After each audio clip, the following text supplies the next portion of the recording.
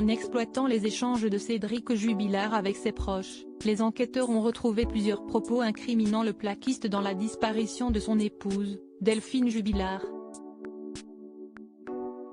Avant de mettre en examen Cédric Jubilard pour le meurtre de son épouse Delphine Ossaguel, les gendarmes ont longuement enquêté sur lui.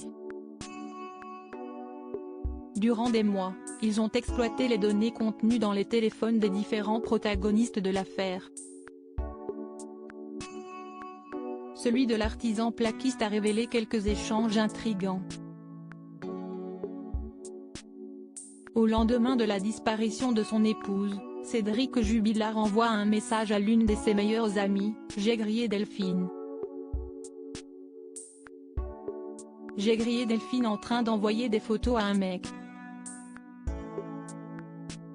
Si elle a un amant je lui mettrai à l'envers, avait raconté l'ami de l'infirmière au Parisien. Nadine, la mère de Cédric Jubilard, avait elle aussi recueilli des propos étranges de la part du plaquiste dans les mois précédant la disparition de Delphine. Il se doutait alors qu'elle avait rencontré un autre homme. Je vais la tuer, je vais l'enterrer, personne ne va la retrouver, elle veut me quitter, elle veut demander le divorce, s'emportait-il lors d'une conversation téléphonique.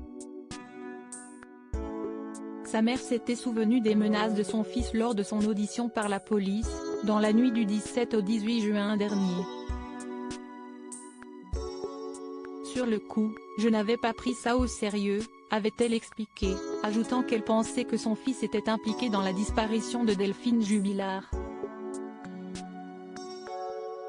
Autant d'éléments incriminants qui ont sans doute mené à la mise en examen de Cédric Jubilard, pour homicide par conjoint et son incarcération provisoire.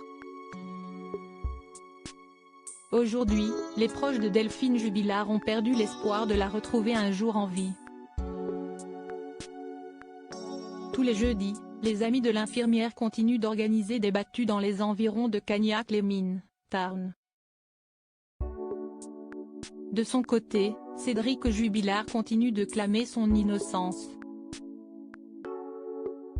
Il reste présumé innocent des faits reprochés jusqu'à la fermeture définitive du dossier.